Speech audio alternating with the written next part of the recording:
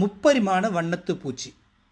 நாம் மிக அழகான முப்பரிமாண வண்ணத்து பூச்சிகளை இந்த சோதனையில் உருவாக்க போகிறோம்.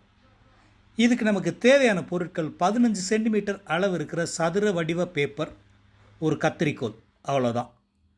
பேப்பரை எடுத்து முக்கோணம் வர மாதிரி மடிக்கணும்.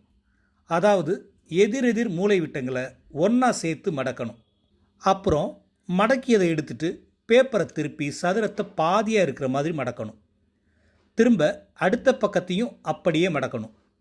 முழுசாக மடக்குனதை எடுத்துட்டு நடுவில் அழுத்தி மூளைகள் ஒன்றா சேர்ற மாதிரி சுருக்கி நடுவில் ஒன்று சேர்ற மாதிரி மடக்கணும். அப்புறம் 2 மூளை விட்டம் ஒவ்வொரு பக்கத்தில் இருக்கிற மாதிரி மடிக்கணும். இப்போ எல்லா திறந்த முனைகளும் ஒரு பக்கமாக இருக்கிற மாதிரி மடக்கணும். இப்போ கத்திரிக்கோலை எடுத்து 4 முனைகளையும் வளைவாக வர்ற மாதிரி வெட்டணும்.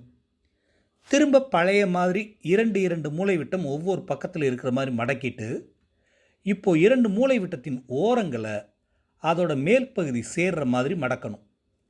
அந்த முனையை தலைகீழாக மடக்கி கீழ்ப்பகுதிக்கு கொஞ்சம் வெளியே இருக்கிற மாதிரி மடக்கி அந்த வெளியே போன சின்ன சின்ன பகுதியை அடுத்த பக்கம் மூளை விட்டத்தின் ஓரங்களை தொடர மாதிரி மடக்கணும். இந்த அமைப்பை நடுவில் கொஞ்சமாக மடக்கிக்கணும். இப்போ நம்ம முப்பரிமாண வண்ணத்து பூச்சி தயார்.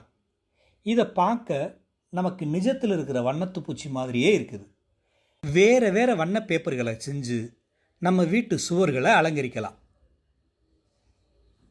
இத்தகைய பயிற்சியை மேற்கொள்கிறது மூலமாக எளிய பொருட்களை வச்சு நம் படைப்பாற்றல் திறனை நாமே வளர்த்துக்க முடியும்.